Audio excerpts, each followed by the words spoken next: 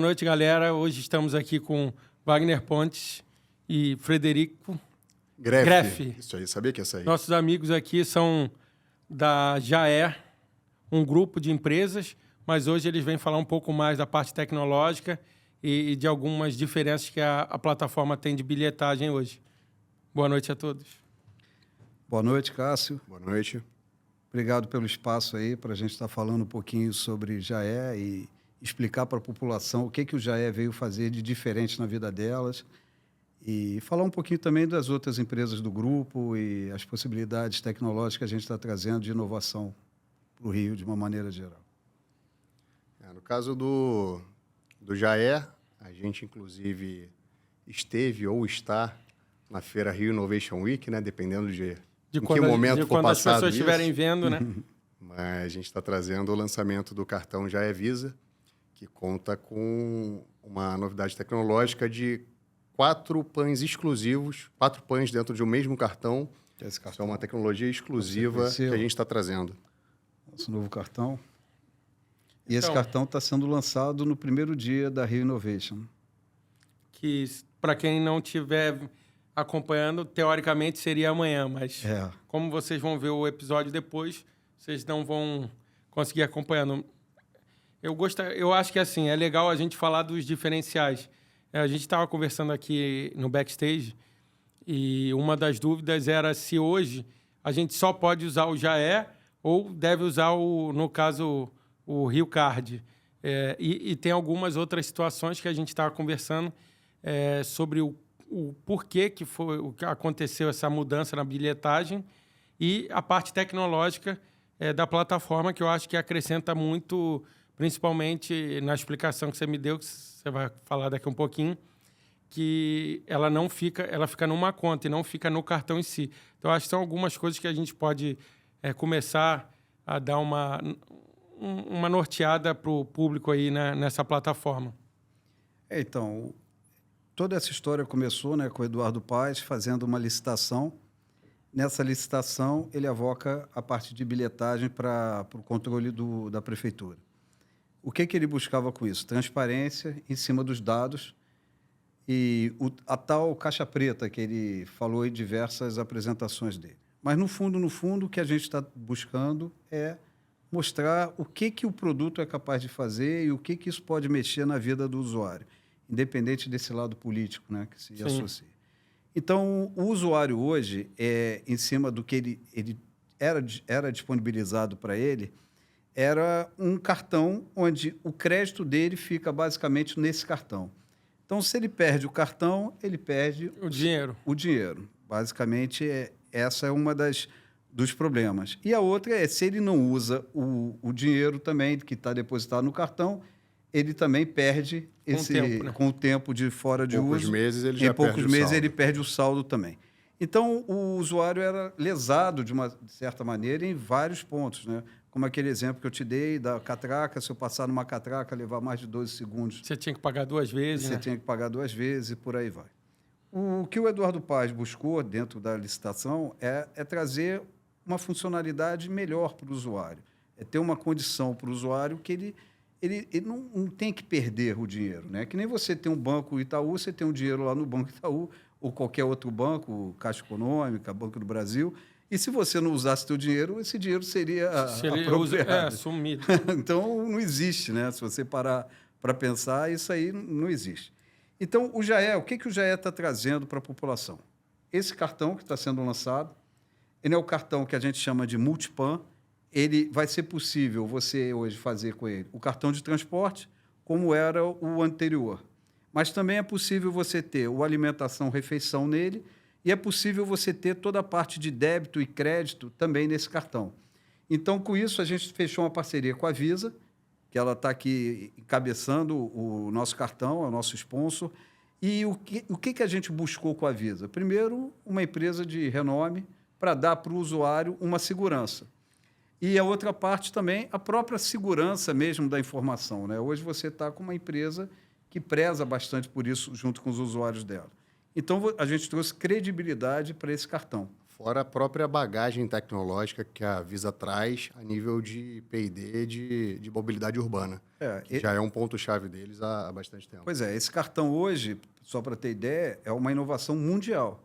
Então, é um cartão que o Rio de Janeiro está tendo a oportunidade de lançar para o mundo. É o piloto. Isso é muito bacana, porque o Rio é uma cidade que a gente olha, parece que ela perdeu tudo, né? Todos os encantos que ela tinha, só ficaram as belezas naturais. Eu acho que a gente tem o yin e o yang, ou os opostos.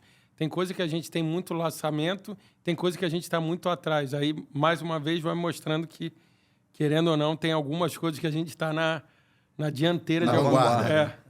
É isso aí. Verdade. Então, o usuário hoje, ele vai poder usufruir esse cartão, ele vai poder ter toda a segurança do dinheiro que está aqui, ficar com ele. Se ele perder esse cartão, não acontece nada, porque a conta dele está num banco digital, está numa conta digital. Ou seja, se eu chegar com o aplicativo aqui do Jaé, eu sei qual é o valor que eu tenho na minha conta. Hoje aqui o saldo está aparecendo R$12. Se eu fizer um Pix para essa conta vinda de outro banco, eu jogo o saldo para cá. Eu não preciso mais ir numa máquina de ATM para botar dinheiro, como é hoje, com o atual. Sim, hoje virou uma wallet. Um wallet. Na verdade, você tem hoje um aplicativo com wallet, que é o que ele falou, com tecnologia embarcada que, querendo ou não, você tem 4 tipos de plataforma dentro de uma só. Você evoluiu. Você antes era um ticket de transporte e agora você entrou para a plataforma de pagamento, transporte, alimentação e pagamento final. Além de outras coisas que você pode ter. Porque quando você... Que eu não sei... de repente, você pode falar um pouquinho mais. Você acabou criando uma plataforma. E lá dentro, o que tem mais? Tem mais alguma coisa? Ou vocês pensam em evoluir nesse sentido? Ou ainda está nesse momento de transição das 4 plataformas de pagamento? Então, a ideia é o seguinte. Primeiro, a facilidade para o usuário. Então, o usuário aqui com o aplicativo, se ele gerar aqui um QR Code, com esse QR Code, que é um QR Code dinâmico para proibir fraude, se eu chegar agora num validador que tem todos os modais aí de transporte, eu consigo passar esse QR Code e o passageiro vai poder ter acesso. O valor da tarifa que vai bater do QR Code é o valor daquele modal que ele está pegando. Então, se for o ônibus, é o ônibus, se for a van, é a van, se for o metrô, é o metrô. Então, isso aqui vai fazer baixar o valor da tarifa. Qual é a outra facilidade que a gente quer trazer para o usuário? Ele é possível ter uma conta que é uma conta de benefícios, onde ele vai poder ter um dinheiro numa outra carteira. Ou seja, além do dinheiro de vale transporte que ele pode ter um dinheiro numa conta como se fosse hoje um banco digital. Então, ele é possível hoje gerar pagamento em qualquer máquina de restaurante e compras de itens de supermercado e por aí vai, porque é uma conta de pagamento. Isso ajuda muito as empresas que, por exemplo, às vezes o cara vai viajar e no lugar de dar dinheiro ou depositar numa conta dele, ele cria numa carteira especial gastos para uma viagem. E depois, via notas fiscais, comprovante, e faz prestação de conta. Então, fica tudo aqui listado. E se você olhar, uma coisa que o usuário não tinha antes, transparência do que ele usou. Hoje, se você chegar aqui no extrato, aparece aqui tudo que ele usou nos últimos dias. Cada modal, cada linha. Modal, então tudo que ele fez. E isso hoje... Isso tudo vira dado. O usuário tem uma dificuldade de saber qual é o saldo que ele tem, até porque... Se sumiu ou não, se está lá ou não. Exatamente. Então, a falta de informação no sistema de hoje é um dos pontos de apoio dele. E o nosso não. A ideia do nosso é trazer transparência para tudo. E tudo isso que está acontecendo aqui, ele em tempo real é passado para a prefeitura.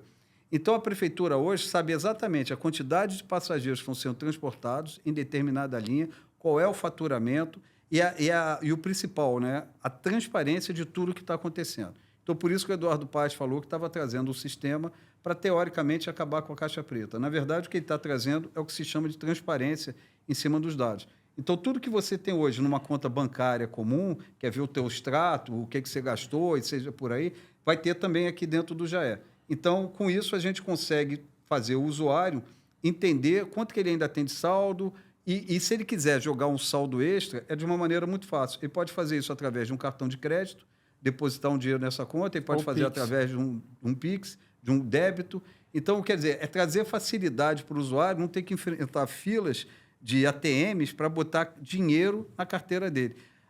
Eu tenho uma pessoa que trabalha lá em casa, a secretária lá, ela fala o seguinte, ela fala assim, poxa, seu Wagner, é muito difícil hoje eu conseguir botar carga no meu cartão atual, porque eu tenho que ir até uma máquina de ATM e botar lá um valor para o meu cartão. E, às vezes, eu chego nos locais que tem 20, 30 pessoas numa fila. Então, a gente quer acabar com isso, porque hoje é o seguinte, essa secretária que trabalha na minha casa, eu faço um Pix para essa conta dela. E ela vai chegar lá de uma maneira muito fácil, vai poder usar o transporte. E se eu quiser jogar esse dinheiro, se eu quiser garantir que esse dinheiro seja justamente só para transporte, eu jogo ele para a carteira de transporte. Ela não vai poder usar para outras coisas que não sejam transporte. Então, isso cria uma facilidade tanto para o empregador quanto para o empregado. E a ideia do Multipan é para você levar para os RHs das empresas a possibilidade do lugar que ele compra o Vale Transporte, ele também comprar o Vale Refeição dentro da mesma plataforma. E, com isso, você flexibiliza e ajuda muito essa... Então, vocês acabaram, além da bilhetagem comum, vocês acabaram entrando num mercado já de empresas expandindo um pouco, né? Porque com isso aí, você tem várias outras áreas que você pode entrar. Você já vai estar lá como bilhetagem, o cara, pode fazer o Vale Transporte? Ainda pode como prestação de conta de outras áreas, né? Cássio, a bilhetagem é a ponta do iceberg. A gente, na verdade, vai trabalhar com diversas outras verticais e a gente quer ser visto realmente, futuramente, como um banco.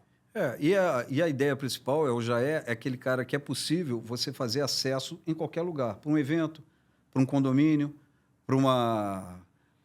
Cara, a gente fala, o JAE, ele é possível, ingresso de jogo, eu poderia hoje estar entrando dentro dos estádios através do JAE, é só você fechar os convênios, porque todo o controle é feito aqui. E uma inovação que é atual do JAE perante o passado é o seguinte, hoje você não tem o reconhecimento facial para as gratuidades. Com o JAE passa a ter.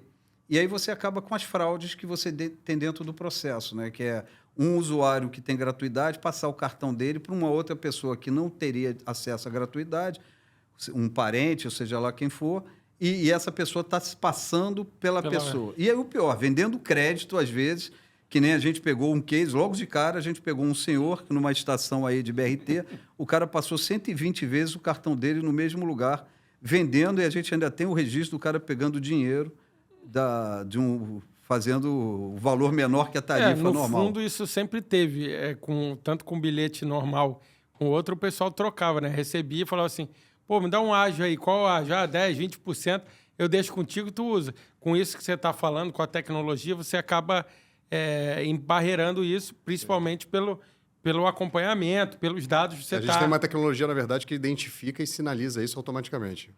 Pelas câmeras. Então, tem todo um arcabouço de segurança, de qualidade, de praticidade. Então, o JAE realmente ele veio para trazer isso tudo. E, claro, a gente enfrenta algumas barreiras, porque nada é fácil, né? Então, a gente sabe que qualquer mudança é difícil. Essa em especial... É normal isso. Está entrando um segmento novo, é um segmento que já estava muito tempo. E as pessoas estão acostumadas, né? Muita coisa já tinha um vício. Exatamente. Que o pessoal já fazia. Por exemplo, eu te falei uma coisa que você não sabia, que perdia-se o valor. Não, isso é uma quebra de paradigma. É que também, o que acontece? Você, querendo ou não, se a gente não... Não é que eu não precise de dinheiro, mas num certo nível de financeiro, você não fica olhando R$1. Então, você nem deve perceber o que você falou. Eu já não tenho muito tempo o Rio Card, mas, por exemplo, eu não ia ficar olhando, foi 341, alguma coisa. Se o cara me descontava, a gente nem sabia. É o que você está falando. Ou então, é tipo no passe do carro. Se o cara for descontar 2 vezes, tu não fica olhando lá que ele descontou. Você, olha todo dia, tipo estacionamento. Tu paga um monte. Tem hora que tu não olha.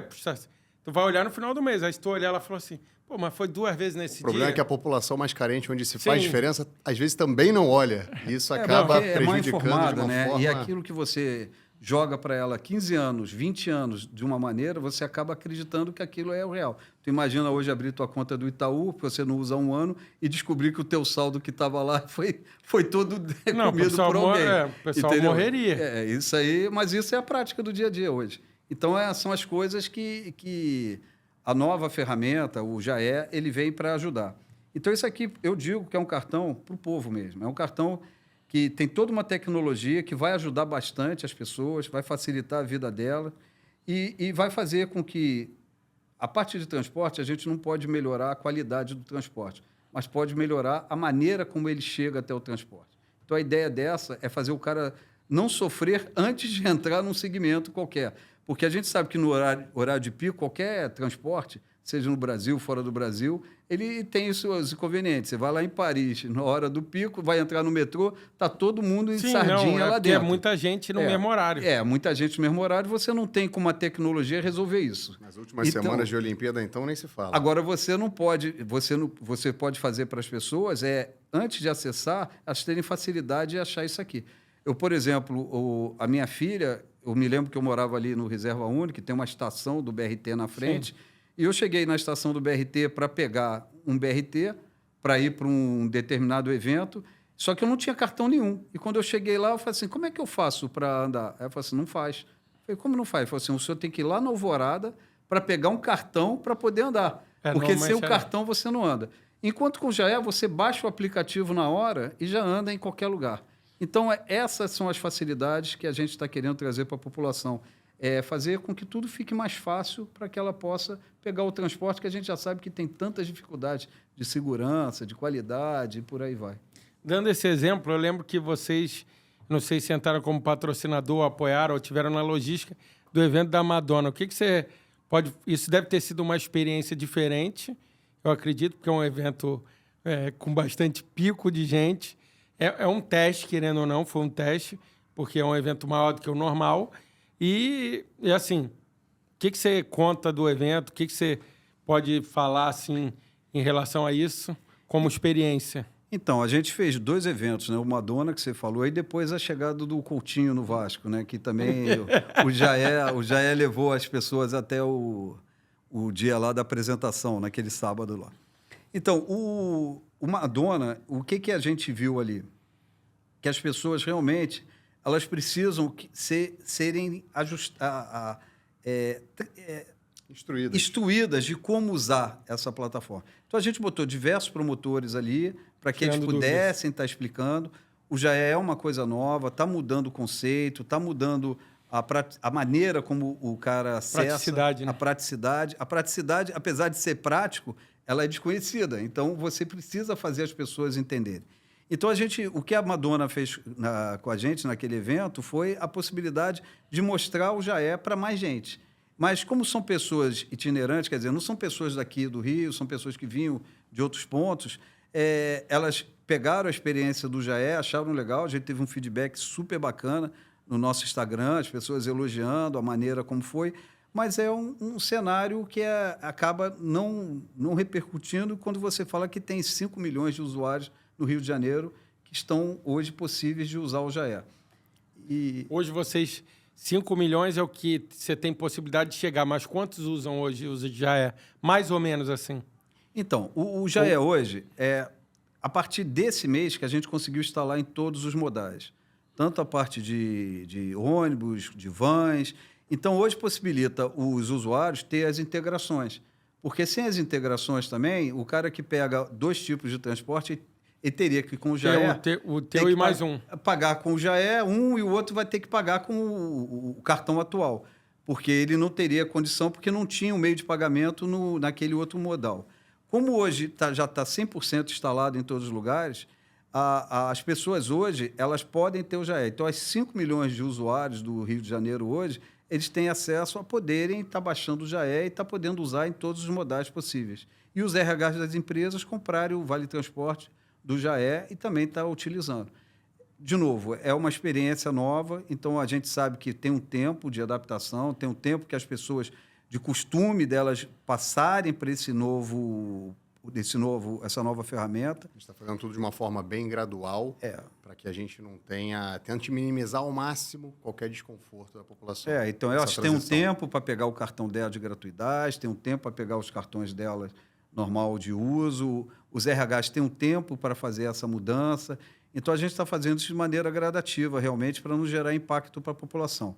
A ideia é trazer toda essa galera para essa experiência nova, né? Então, é assim que a gente torce que aconteça em curto espaço de tempo. Não vai acontecer. Eu acho que é uma oportunidade de modernizar uma área que não tem muita evolução. Se você for olhar, sei lá, nos últimos 30, 40 anos não evoluiu tanta coisa que vocês estão evoluindo nesse momento.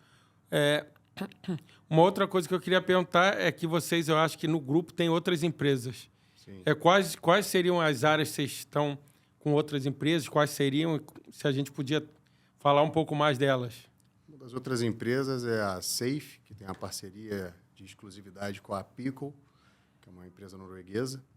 É uma empresa de gestão documental, faz toda a gestão documental, tanto para órgãos públicos quanto para a iniciativa privada.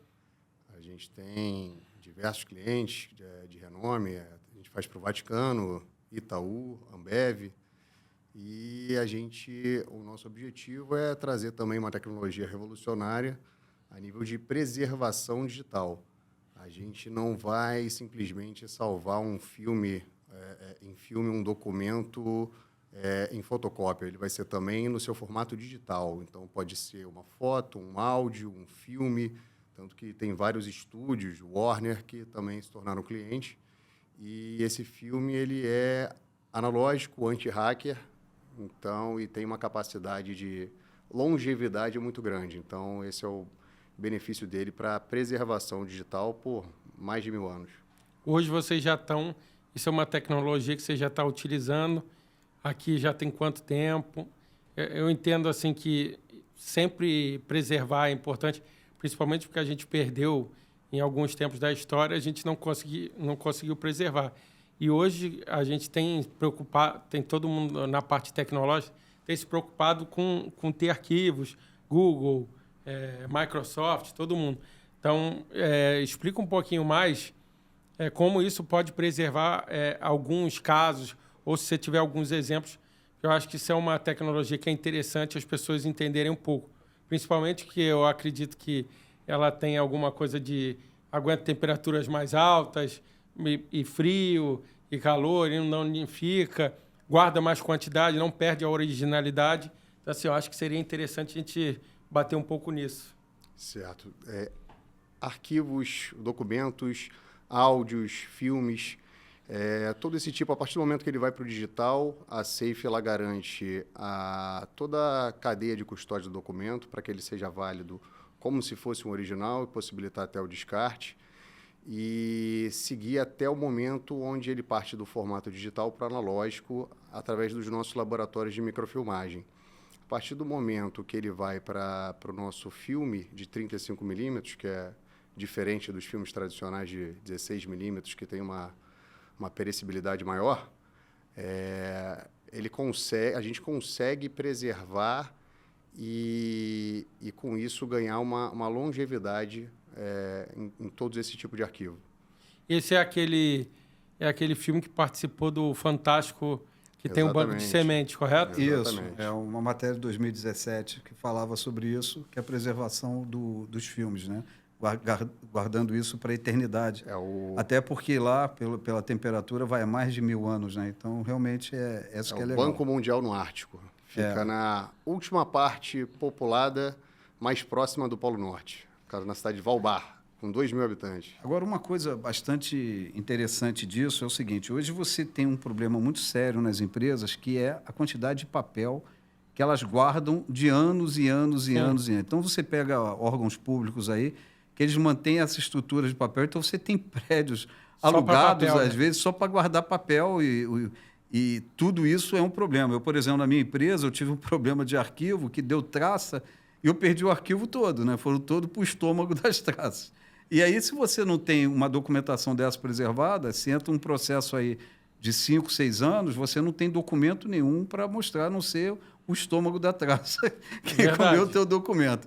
Então, a gente tem que tomar muito cuidado com isso. Às vezes, a gente não dá atenção devida, mas quando você fala de guarda de papel, agora você teve o incidente aí em Porto Alegre, inundações. Sim, deve ter perdido o quanto de conteúdo, museus e tudo, de documentos. E agora eu vi até uma matéria que estão, porque os papéis molhados pegam a umidade, estão congelando o papel para poder depois tentar recuperar. Você vê o custo histórico dessa brincadeira, né? E o que foi perdido. A gente não tem levado essa solução a tempo.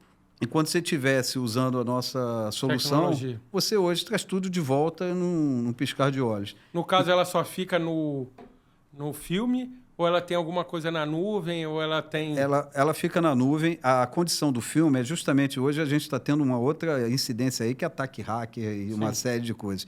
Então, a grande vantagem de você jogar isso para o filme é que você, com o tempo, se tiver qualquer tipo de problema com esse arquivo da nuvem, você simplesmente descarta ele. Um ataque hacker, um sequestro de dados. Aí você simplesmente traz de volta todos os documentos que você tem no filme, que são os documentos importantes. A gente fala, você não precisa hoje passar para filme 100% dos seus documentos, mas você pode hoje estar passando aquilo que é fundamental para o teu dia a dia. E uma coisa importante é que num rolo que a gente brinca aqui, que é do tamanho de uma caixa de pizza, cabem mais de 2 milhões de documentos. Então, você imagina 2 milhões de documentos arquivados num prédio, onde você pode guardar numa caixa de pizza, né? Então, é fantástico ele isso. completo vai pesar apenas 6 quilos. Pois é. O que vai acontecer é que as empresas que têm mais de 10 anos, a quantidade de documentação que tem para isso é gigantesca. Principalmente porque tem processo, tem pessoas, tem todos os históricos de outras áreas que ele acaba guardando. Realmente, muita gente hoje tem no computador, só que o computador acaba... A gente está vendo aí que não é a única solução, principalmente para coisas muito importantes. Porque, que nem você falou, se tu tiver um ataque hacker e o cara pegar, onde está teu arquivo? Onde tu consegue? Pois é. Instituições de ensino que precisam guardar diplomas por dezenas de anos, às vezes as próprias instituições vêm a desaparecer. Como a gente falou aqui, né? Um cliente, Vaticano. Tu imagina os documentos do Vaticano vazando aí. Então, realmente então tem entidades deve como... ter muita coisa o Vaticano. Força de Segurança Nacional. Então, você tem N situações que são documentos que você tem que manter isso no maior sigilo possível. Então, essa é a vantagem, é a tecnologia nova que está se trazendo aí, que hoje é uma realidade no mundo e a gente está trazendo para o Brasil. E está trazendo 4 máquinas que hoje só tem em 3 lugares do mundo, vai ter aqui no Rio de Janeiro também.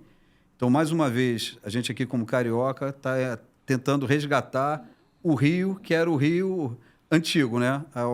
Era o ponto de tecnologia, de tranquilidade, não só ser a cidade maravilhosa, mas também não maravilhosa para visitar, mas maravilhosa para morar, né? Então, ir para trabalhar, ter oportunidade.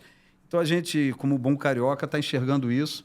Já morei em outros lugares, já morei fora, já morei em São Paulo, fiz carreira lá fora. E eu acredito que o Rio de Janeiro estava merecendo isso, né? Merecendo que a gente olhe ela com atenção e deixe de ser só a cidade maravilhosa de paisagem, né? Seja uma cidade maravilhosa de viver, de morar. E a gente sabe que todas as oportunidades de empresas aqui vão trazer emprego, vão trazer condições sociais, e com isso você vai afastar uma série de problemas que você está passando aqui no Rio de Janeiro. Então, a ideia nossa também é como empresário, é como carioca que nós somos, mostrar a qualidade dos produtos e tentar fazer o Rio de Janeiro se tornar de novo uma referência em cima de várias tecnologias. A gente falou aqui de bilhetagem, falou agora da Pickle, né, preservação de documentos. A gente também tem outra empresa voltada para controle logístico, que você até ia falar aí, né, que é a CCO Mobility. É uma área bem... No Rio deve ser uma área que tem bastante coisa, porque a parte de logística aqui no Rio é bem complexa. A CCO Mobility é uma empresa que ela se preocupa muito com a área de segurança através de GPS, né? Então, a gente tem todos os controles para os veículos em si, né? E a gente foca muito na logística, não na segurança em si, de roubo de carga, né, essas coisas, mas é uma empresa que se especializou na parte logística, tempos, frequências, e toda a ferramenta é voltada para isso. Hoje, a gente tem um sistema que roda tanto para o Estado como roda para a Prefeitura, fazendo controle logístico de frotas de ônibus, por exemplo.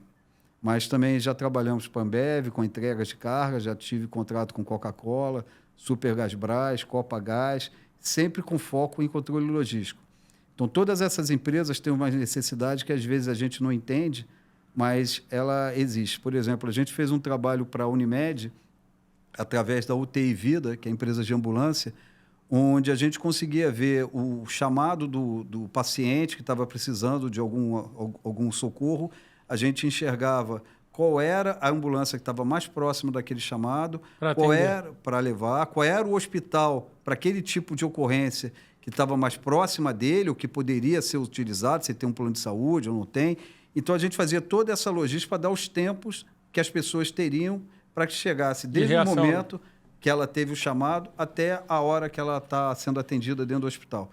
Então, sempre essas empresas, de novo, elas tentam trazer a tecnologia para o nosso bem, né? Para ajudar a ter o controle, a ter os melhores tempos. E isso é mais um produto que a gente tem aqui dentro do Rio de Janeiro. E hoje a gente é líder no mercado aqui no Rio de Janeiro também, com esse produto.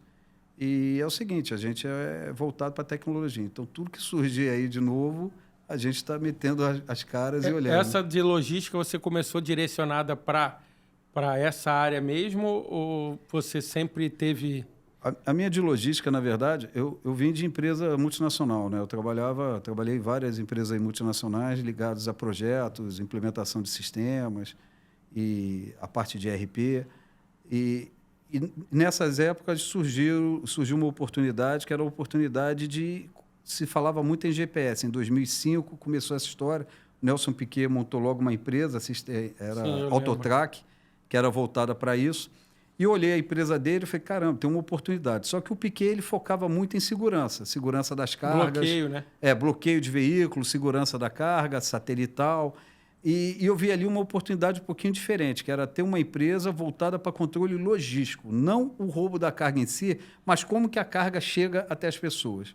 Então, a gente começou isso fazendo para a transportadora, ficamos muito forte na parte de ambulância, fizemos a UTI Vida, fizemos a Bem Bandeirantes. Depois eu fiquei muito forte na parte de gás, a gente fechou com a Supergás Brás no Rio, depois fechamos com a Copagás e com a Ultragás. Então, a gente começou a fazer esse sistema espalhado para gás e do nada surgiu a parte dos ônibus. E aí começamos a fazer um software para ajudar a população, porque o ônibus por si só não é só ele andar na rua, né? É a frequência dele. Quem pega ônibus sabe. Horário, né? Também, horários, que é difícil. Horários, os tempos. Então, com isso, você consegue dar aplicativo hoje. Hoje, os principais aplicativos que tem no Rio de Janeiro, tipo Movit, Citamob, eles são todos alimentados por uma plataforma que a nossa empresa disponibiliza de GPS. Então, você, através disso, consegue saber tempos que um ônibus em determinado local leva para chegar em outro. Então, de novo, é tentando trazer a tecnologia para a sociedade, né? Para ajudar a sociedade. Acaba sendo importante, porque a gente fala tanto lá de fora. Tem muita gente que fala, na Suíça, não sei aonde. Se o cara falar 10 e 10, eu estou lá, 10 e 10. Então, assim, acabou que a sua empresa ela já entrou nessa área logística e ela começou a aprimorar algumas coisas para melhorar os serviços. Por isso que você acabou entrando no gás. Ela era logística em geral e você acabou se adaptando cada vez mais ao mercado, né? Pelo que a gente está vendo aqui, você usa a tecnologia para ir ajustando o dia a dia do carioca e trazendo algumas inovações. É isso aí. Essa que é a ideia do nosso grupo aqui e sempre voltado para isso, tecnologia, inovação, essa é a nossa melhorias para a população. E eu queria perguntar um pouco como começou a tua carreira dos dois na área do empreendedorismo, porque hoje vocês estão com várias empresas e acredito que não deva ter começado direto assim. Então, para a gente contextualizar um pouco essa área aqui do pessoal. Eu, por exemplo, venho do ramo de alimentos, através de uma empresa familiar. Acabei caindo no ramo financeiro e depois no projeto do Jaé, junto com a Conecta. E, posteriormente, a gente entrou também na gestão documental com a Safe. Eu vim de uma carreira assim, trabalhei durante 18 anos em multinacionais, então eu fui formado dentro de chão de fábrica, depois dentro da parte de planejamento das empresas, depois caí para a área de software, morei um tempo fora para estudar um pouquinho sobre isso. Quando voltei, fui parar em São Paulo, que era em mais ou menos 97, por aí, que era o berço de tecnologia, o Rio já tinha perdido muita coisa. Então, fui trabalhar em São Paulo, onde eu desenvolvi várias coisas, conheci várias possibilidades. Depois, fui trabalhar em Brasília durante um tempo. E em Brasília, eu resolvi mudar minha vida. Assim, cara, eu quero agora ter o meu negócio, né? Ser empreendedor. E aí, montei, na época, chamada GPS Conecta, que virou a CCO Mobility, que era uma empresa justamente trazendo toda essa parte de controle logístico através de GPS. E aí abandonei essa parte de trabalhar para as empresas e resolvi correr atrás do meu próprio sonho, né? Que era ser... Todo mundo tem esse sonho de não ter o seu chefe, né? Você ser o seu próprio chefe e fazer as coisas acontecerem. É difícil, não é fácil, apanhei muito e a gente se frustra, né? Tem as realidades que a gente acha que tudo é muito fácil, a gente vê cases aí, olha sobre o... A gente vive Bill sempre Gates, uma montanha-russa. Olha, Montanha-russa de emoções. E a gente sonha um dia ser um cara desses, né? Mas ninguém sabe o perrengue que ele passou, a gente só sabe a história final quando ele escreveu o livro. Mas muitos ficaram pelo meio do caminho, não tem livro, não tem história, não tem nada. E a gente brigou para ser um caso diferente desse, né? Então, o Fred é uma pessoa que eu conheci há um tempo, já há uns 3 anos trabalhando junto, e a gente começou a ver as possibilidades de tecnologia, estamos juntos e abertos aí para novos desafios. Sou mais velho um pouquinho, o Fred é mais novo, então a gente vai trocando conhecimento, ele mostrando a experiência dele do jovem, que quer desafiar, eu às vezes com a experiência do cara mais velho, que já sofreu um pouquinho, ele fala, cara, aqui desacelera, mas eu também sou um cara bem acelerado, então a gente acaba arriscando muito, às vezes, e não é fácil ver. A gente está com um projeto aí com a Prefeitura do Rio, que é um projeto desafiador. A gente está quebrando, que nem o Eduardo Paes fala, uma caixa preta, e não é fácil estar nessa história, não. Mas a gente confia no que a gente traz, entendeu? Então, é essa que eu acho que é a para empreender, a pessoa tem que quebrar o paradigma. E a gente acaba olhando, se você não for arrojado como empreendedor, você não consegue sair do lugar.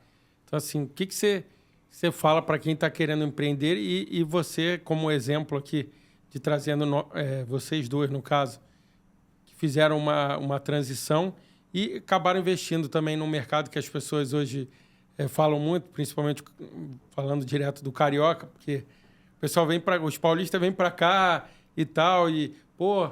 Não acho que muita gente saindo daqui. Eu vi muito de 2020 para cá. Eu tenho muitos amigos que foram para fora e uma galera falou, cara, não dá mais para ficar no Rio, é aquele marasmo, as coisas não andam. E ver vocês assim ajuda a fortalecer esse lado do empresário. Tem o Ike Batista, que, apesar de alguns problemas, investiu muito. Tem alguns outros que estão trazendo negócios para cá, até os paulistas, o pessoal do Grupo Boa Praça, entre outros. Mas o que vocês diriam para o pessoal daqui do Rio que está querendo entrar no empreendedorismo, mudar um pouco? Tem muita gente que falta aquela coragem, porque não adianta, que nem vocês falaram, tem muitos altos e baixos. Não pode simplificar e achar que do dia para a noite alguém vai ficar rico, que isso não é uma reta. Ou acertar, ou qualquer... Não, até o cara que ganha na Mega Sena, às vezes, é rico do dia para a noite. Mas daqui 10 anos tá pobre de novo, né? Verdade. Acho que na minha visão é tudo uma questão de gerenciamento de risco. O risco você vai tomar de qualquer jeito. Agora, como você vai mitigar esse risco, tentando ter visão para cobrir o máximo do que pode acontecer, eu acho que é chave para você não ficar estático, mas, ao mesmo tempo, não correr perigos desnecessários no que você faz. Eu, por exemplo, como já tive dos dois lados, né, já fui funcionário e já fui empreendedor, o que eu falo é o seguinte, o que você tem que enxergar é o que você quer. Por exemplo, eu tenho uma pessoa na família que ele virava para mim e falava o seguinte, cara, eu não quero correr risco, eu quero ter meu saláriozinho, tirar férias uma vez por ano e a vida segue. Entendeu? Isso realmente, agora, ele é feliz dessa maneira. Eu acho que cada um tem que ver no que ela é feliz. Porque você pode ser também um empregado numa empresa e ter sua carreira e ser super bem-sucedido nela. O lado do empresariado é que nem jogador de futebol. Você fala que hoje você tem o Neymar, mas quantos tentaram ser o Neymar, né? E você tem o Neymar. Então, você ser empresário não é fácil, é complicado, é bem complicado. Eu tenho vários amigos que tentaram e quebraram a cara, e eu tenho vários amigos que não tentaram e estão frustrados, entendeu? Então, depende muito, realmente, cara, é uma coisa muito que você não tem acorda fórmula de bolo. E dorme com você mesmo e fala assim, eu vou tentar, eu não vou tentar. Eu morava no condomínio em São Paulo, que eu passava muito com meu irmão, passeava assim dentro das ruas do condomínio, e a gente ficava falando assim, cara, putz, a gente, graças a Deus, sempre estudou em boas faculdades, teve boas possibilidades, tínhamos uma cabeça legal, voltar para a tecnologia. Falei assim, cara, por que a gente não tenta ter a nossa própria empresa, né? Por que a gente não arrisca? Por que não arrisca? Por que não faz? Que a gente fica assalariado, mas você fica meio tosado, né? Então fica as empresas cheias de política, às vezes você está mais tempo numa empresa, o cara já te olha como um cara mais velho, que vai vir uma pessoa mais nova tomar seu lugar. Eu, por exemplo, nunca cogitei, eu vim, como eu te falei, de uma empresa familiar, então eu nunca cogitei sequer pedir um emprego, eu nunca fiz um currículo, né? Então, mas porque você não... É cada uma visão diferente, querendo, eu tive a oportunidade Você não teve disso. nem escolha, a verdade Exatamente. é essa. Você já entrou, assim, ó, tu vai chegar aqui, isso aqui é teu, abraça aí e vambora. Exatamente, mas acabei tendo uma migração, não continuei trabalhando com os negócios da família. Então, todo mundo que trabalha com negócio de família, você deve poder falar, não é um negócio tão fácil. Se negócio já é difícil, em família, fala aí. Complicadíssimo, principalmente quando tem visões opostas, e quase sempre tem visões opostas, dificilmente. Sim, são gerações diferentes, eu acredito. Eu trabalhei em empresa familiar, não da minha família, eu entrei como sócio de uma empresa familiar e realmente não é fácil. Eu tive que demitir a sogra do dono da empresa. Eu demiti a minha mãe quando eu tinha 20 anos. Aí teve rebelião, hein? Beijo, Luciana. Então, essas experiências que todo mundo tem, né? Cada um tem a sua aí. E, cara, não tem fórmula, né? Não é igual bolo, né? Não tem fórmula. É cada um tentar encarar aquilo que quer e desafiar. Eu acho que a história é essa. Agora, acho muito importante para o Rio de Janeiro a gente resgatar isso, né? Eu trabalhei um tempo em São Paulo e o paulista sempre brinca que lá eles fazem, né? Aqui a gente só enrola. E, na verdade, não é isso. Eu acho que os grandes empresários que eu vi em São Paulo eram cariocas. Grandes. E até ocupando o cargo de diretoria, eu vi muito carioca. Então, quer dizer, o que está faltando aqui para o Rio é a gente resgatar realmente a parte de empregabilidade. Tem empresas contratando, oferecendo serviço. Então, não ser só uma cidade voltada para turismo, para segmentos de turismo. Acho que a gente tem que trazer de volta os polos industriais, as possibilidades de desenvolvimento de tecnologia, polos de desenvolvimento de tecnologia. Então, isso eu vejo uns movimentos acontecendo aí. Miguel Pereira tem alguma coisa, em Maricá a gente sente um movimento diferente. Então, aproveitar essas verbas que vêm federais, de royalties, petróleos, seja lá de onde são as origens, para investir no carioca, né? Investir em tecnologia, investir em emprego, infraestrutura que gera. Então, são coisas que você consegue garantir uma base, né? Isso que eu acho legal do meio da história. Na parte de transportes, eu sempre enxerguei assim, eu achava que a gente tinha que melhorar a qualidade das pessoas. Eu, como vim de indústria, eu olhava os controles que se tinha em cima de indústria, olhava para os controles que tinham em cima do transporte, de uma maneira geral, e achava que estava muito aquém do que as empresas de indústria já tinham evoluído a nível de controles internos. Então, pegar práticas, começar a melhorar isso e oferecer emprego, né, para a galera nova vir e se tornar um empreendedor, se quiser, ou se tornar, como a gente brinca, a carreira Y, né, ter uma carreira desenvolvida, porque cada um vai naquilo que gosta, né? Eu acho que o pessoal tá voltando a investir no Rio. Você vê um movimento, o Rio Innovation Week, que você vai falar um pouquinho, você vai participar amanhã. É um evento que já teve mais fraco, depois deu uma crescida e agora cresceu mais ainda, tanto que eles foram para o Pier Mauá. Eu acho que tem alguns outros eventos que têm vindo para o Rio, de cripto, de indústria e de várias outras áreas, principalmente tecnologia. A gente teve o Web Summit e outros. Eu acho que o Rio está no movimento, a gente tem que aproveitar uma virada aí. Eu acho que tem algumas outras áreas que a gente acaba, que nem você falou, eu vou muito a São Paulo, eles acabam sempre falando e o pessoal se acostumou. Apesar de hoje, no estado de São Paulo, eles têm uma facilidade, porque o agro lá é propício e a indústria. Então, assim, e tem ainda algumas isenções. Então, acaba sendo uma estrutura que já está lá e não vai trocar. O cara, para trocar uma indústria, ele tem que ter uma parte de imposto muito grande para ele modificar. Então, o que sobra para a gente é evoluir na parte de turismo E a tecnologia, porque a tecnologia ela começa sempre pequena.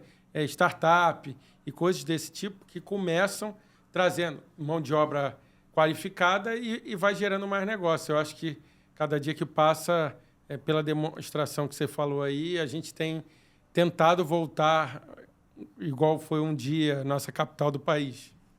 Eu vejo aí também uma pegada política, né? Porque a gente teve alguns problemas seguidos de governos, né? Que acabaram que o Rio perdeu um pouquinho da primazia dele, né? Da força. Então, eu acho que resgatar bons políticos também é importante. É importante a gente, na hora do voto, saber em quem está votando, porque, às vezes as escolhas erradas fazem a gente passar aí 4, 5 anos com uma política errada, então é muito complicado. Acaba retrocedendo tudo que a gente avançou. Então, a gente já teve algumas experiências, não precisa citar nomes, mas todo mundo tem essas experiências passadas na cabeça, né? Então, hoje, eu acho que o que muda um pouquinho em São Paulo em relação ao Rio, primeiro é a consciência política. Eu acho que até as pessoas que se candidatam a determinados cargos, eu vejo que, às vezes, você vê um preparo maior lá fora do que aqui, né? Mas eu acho que tem boas referências aqui, como o próprio Eduardo Paes, que você vê que sempre é inovador, buscando o melhor para o Rio. E eu acho que é isso que o carioca tem que se acostumar, né? A escolher melhor e você poder, com isso, ter pessoas mais preparadas para capitanear essa história, né? Então, acho que esse é um recado também importante aí, somente para o jovem, né? Porque hoje todos os 16 anos já pode votar. Então, às vezes, a galera vai despreparada, vai no oba-oba, né? Então, consciência no voto. O pessoal nem se preocupa com isso. É importante ter essa consciência. O negócio é um funkzinho, outras coisas. Então, isso que eu acho que em outras épocas, o pessoal da cidade já foi mais politizado. Hoje em dia, realmente... eu acho que a gente ficou com os vazios aqui, né? Políticos, sociais, e isso tem que... Não, o pessoal gosta trabalha a cultura, até a parte de educação, que você vai falar. Lá em São Paulo, eu vi recente agora, tem os caras abriram uma faculdade de empreendedorismo, não lembro o nome. O G4 Educação crescendo aí numa performance absurda. INSP, eu não vou lembrar todos aqui, Dom Cabral e outros. Então, assim, aqui no Rio a gente sempre teve uma área um pouco mais ligada à SPM, que é a parte de comunicação, a gente sempre saiu muito na frente. Mas, se você for olhar na qualidade, que nem você está falando, para gerar emprego e gerar riqueza, você tem que ter também inovação e cultura e estudo, porque não dá para ver só de jogador de futebol, né? Não dá para ser isso. Tem que se gerar valor. Então, a gente acabou ficando. Você vê que pós, essas outras coisas, essas outras faculdades acabaram saindo um pouco do Rio. E você teve problemas em faculdades tipo o UERJ, né? Eu fiz o FRJ e às vezes você vê um certo descaso nessas grandes faculdades, né? Eu me lembro que minha filha fez o UERJ e o primeiro ano dela não tinha funcionários, ficou um ano praticamente em greve. O UERJ a gente ficava, era 6 meses de aula, 6 meses sem aula. Pois é. 6 meses com aula, 6 meses de férias. Aí, o cara demorava, se a faculdade era 4 anos, demorava 8 anos. Exatamente. Aí a pessoa muda, aí tu vê lá, tem USP, tem outras, outro nível. Exatamente. No caso dela, até o banheiro não tinha papel higiênico, não tinha faxineiro. Tinha que levar de casa. Era uma sujeira assim absurda. Deplorável, algo que nas faculdades de São Paulo realmente... Isso são coisas que você vai degradando, né? Então, você vai degradando culturalmente. Acho que a cultura, a gente fala, às vezes, até das sociedades, né? Mas se você olhar, o menino que mora lá na favela, menos favorecido e tudo, mas antigamente ele estudava numa escola pública, que nem eu estudei em escola pública, e tinha todas as condições de ensino. Então, não precisava meu pai ter dinheiro para pagar um colégio particular para eu ter uma condição de ensino. Eu tinha acesso. E hoje você continua tendo as escolas públicas, mas totalmente degradadas, né? Então, é um problema social que você acaba gerando. Eu me lembro que o último trabalho que eu vi tentando resgatar isso foi do Brizola, com os Brizolões, mas a gente está falando aí da década de 80. De lá para cá, não teve mais nada de inovação em cima de educação, que para mim é o grande pilar de tudo na sociedade, né? O pessoal tentou um pouco... EAD veio... Assim, que nem você está falando aí, a educação. O EAD acabou vindo para tentar ajudar. Mas a geração nova, ela tem Ela não se ajuda. Não é. A gente diz que não é uma transformação. Hoje, um pouco mais nova que a minha, o que acontece? Se o cara quer saber um assunto aqui que a gente botou, MBA, o que o cara faz? Ele entra no Google. Outro dia a gente estava discutindo assim, quanto tempo você ficaria sem energia elétrica? Os caras falaram, pô, tem gente que não consegue ficar uma semana. Por quê? Não é por isso, é porque hoje as pessoas não têm... Primeiro, a maioria não tem conhecimento genérico e geral.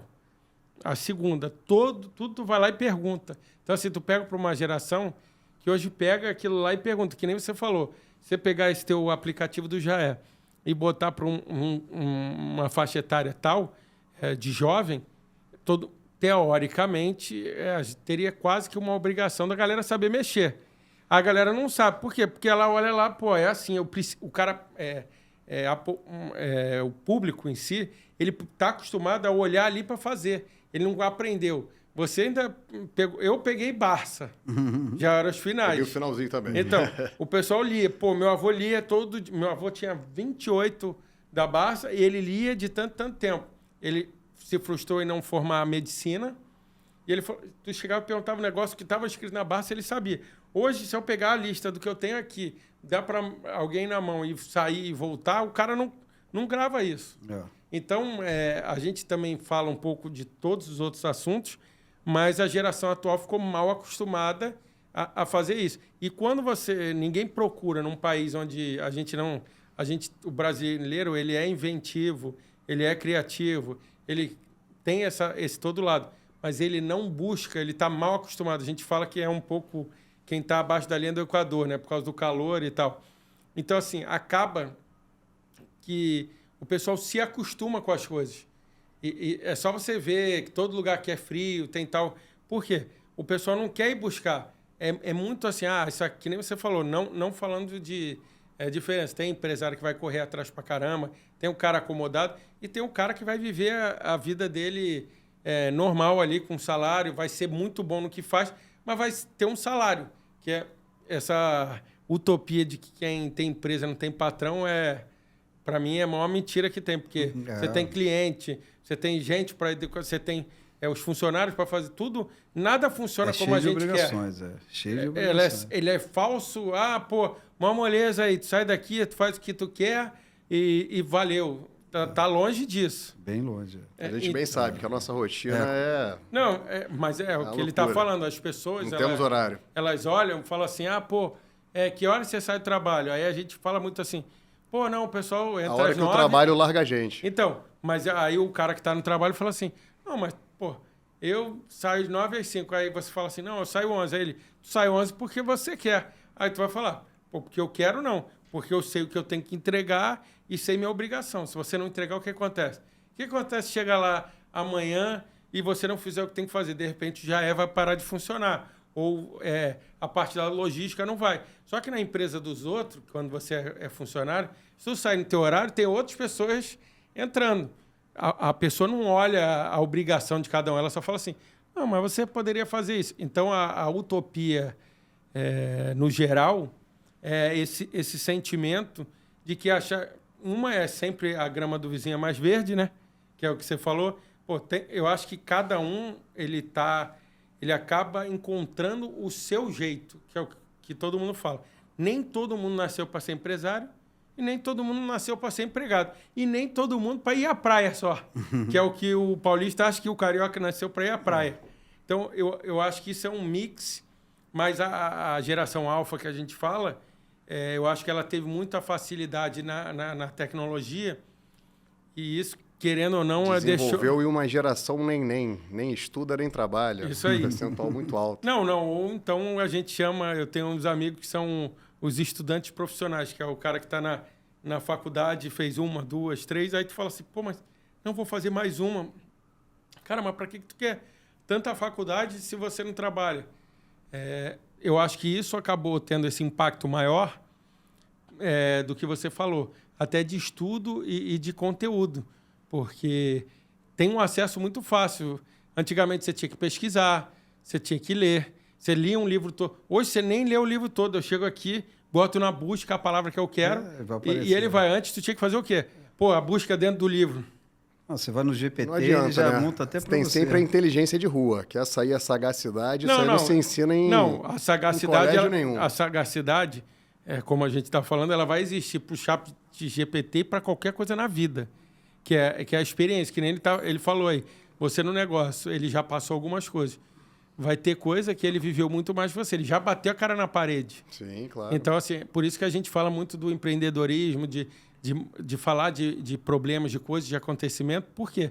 Porque o cara já viu algumas coisas, ele vai falar, porra, não vou passar. Pisei ali, caí, eu vou pisar ali de novo. Mas a gente acha que o mínimo as pessoas têm que ir atrás e com mais ferramenta. Às vezes, eu tenho a impressão que a gente acaba vendo que hoje tem mais empreendedor. Mas eu não sei muito, isso pode ser uma percepção, porque a gente acaba tendo acesso à internet e outras coisas, e isso dá uma percepção de que tenha mais empreendedor. É igual falar que o carioca, o paulista, o mineiro, a gente acaba, às vezes, pelo meio que a gente vive, a gente tirando isso como exemplo. E nem sempre é.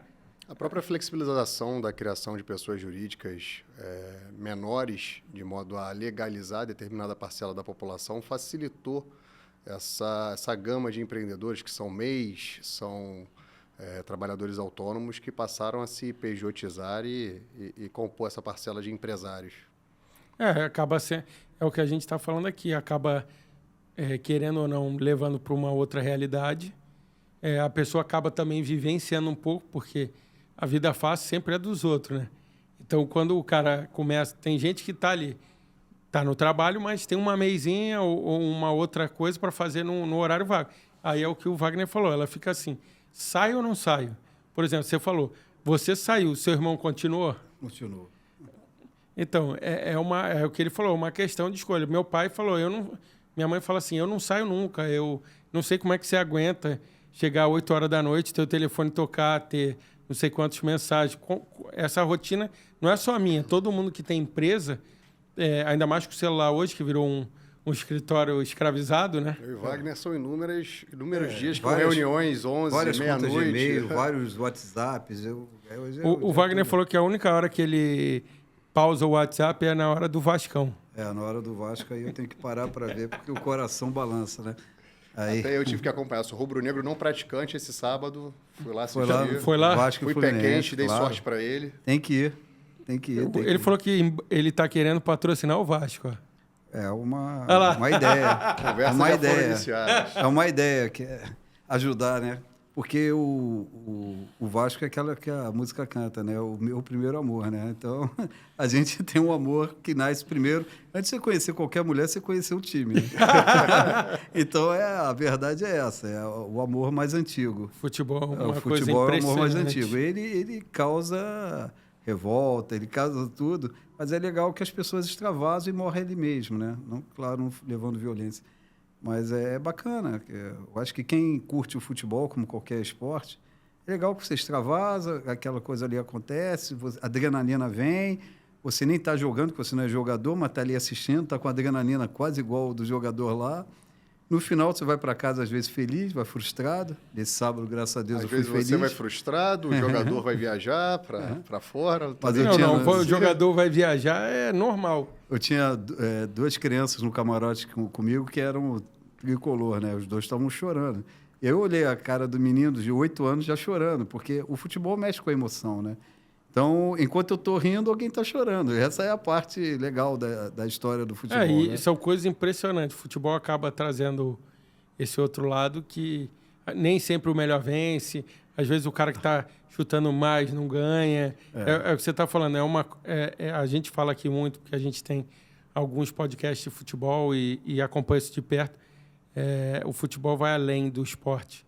Ele é algo inexplicável, principalmente acompanhando mais de perto agora, eu vou vendo isso que ele falou. Tem gente que, o cara muda, o cara troca o horário da família, viaja, junta o dinheiro, tem de tudo.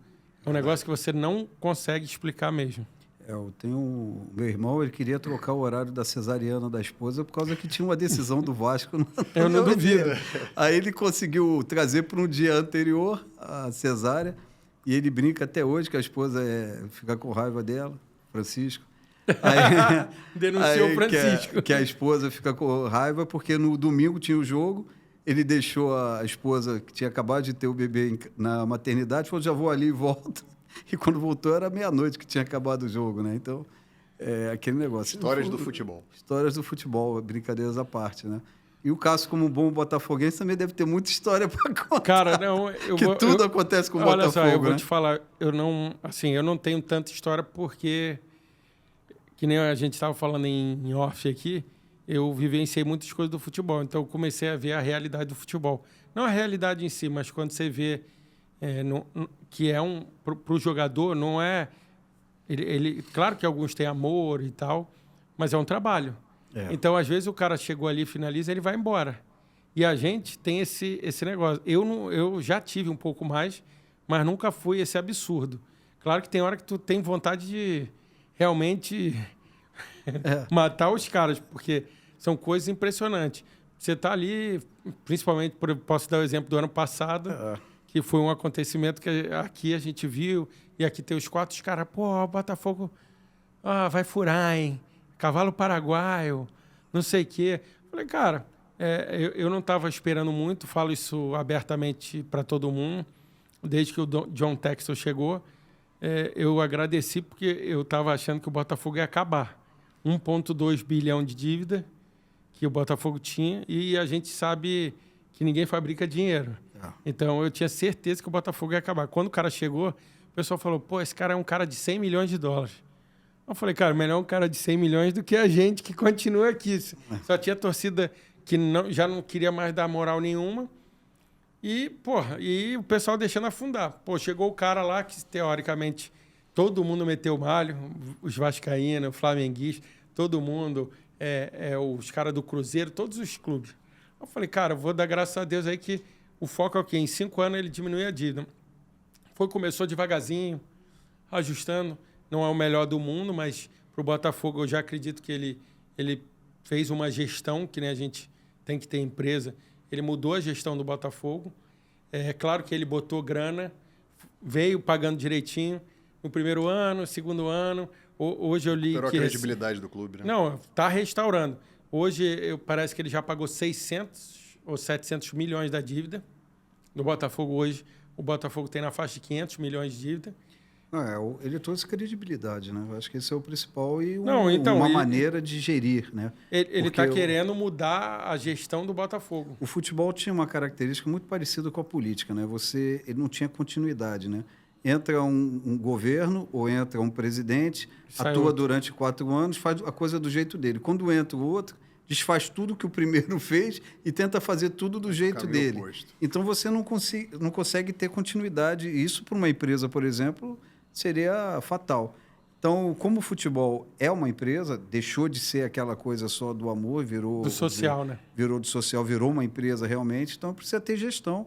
O Flamengo foi a maior prova disso, que quando começou a fazer a gestão correta, através do Bandeira de Melo, depois agora o Landim, são pessoas que tinham cargos dentro de empresas acostumados com gestão, e aí mudou, deixou de ser aquele cara que era o fanático do futebol, que não tinha um conteúdo, que passava para o filho, para o genro, seja lá o que fosse, e se tornou um negócio de bilhão com empreendedorismo, com empresários, com gente com formação, com capacidade. Então, o futebol hoje é gerido dessa maneira, né? Eu acho que... Não, eu tô falando do Botafogo, eu falei... Realmente, ainda ano passado, os caras falaram, você ficou puto? Claro que fiquei. E, porra, não tinha como não ficar. Mas no fundo, você tinha esperança de que... Não, de esperança que ia ganhar, com certeza. Mas o meu objetivo principal no Botafogo não era esse. Ainda continua o mesmo, que é o quê? Chegar próximo a zerar. Que é ficar com uma dívida de 50 a 100 milhões, que isso no futebol é troco de pinga, né? Sim, claro. Então, assim, agora, você falar assim que eu não quero, tanto que esse ano os caras falaram, o Botafogo belisca alguma coisa, não sei o quê, mas tu vai falar assim, só o que o John Textor trouxe jogador, e eu ia escutar os flamenguistas falar assim, e agora, cadê o fair play coisa que o Flamengo tinha bilhão, dinheiro pra caramba. Aí alguém perguntava de fair play de futebol? Zero. Aí o Botafogo entrou e o John Textor esse ano deu uma acelerada. Aí eu já escutei dos meus amigos. E cadê o fair play na parte financeira? Falei, ué, mas até ontem tu botava 500 milhões, trazia um gesso, não sei o quê, não precisava. Aí agora o Botafogo, que todo mundo diz que é pequenininho, começou a brincar só botar um dinheirinho, porque ainda está com uma dívida. Eu falei, espera que se ele ficar mais 2 anos no clube, você vai ver quanto ele vai realmente botar.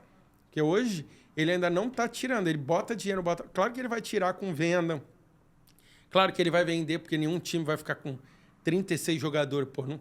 Botafogo tem 3 times. Aí vira coleção. Ele vai fazer o que é uma empresa. Apesar de ser clube, é uma empresa. O que ele faz? Claro. Compra na baixa e vende na alta. Não adianta tu achar que o cara... Não adianta o cara achar... é igual na sua empresa. Você chegou aqui, você fez uma negociação. Você vai vender mais barato para passar mais caro e pagar a tua operação. E no futebol, alguém tem que pagar a conta.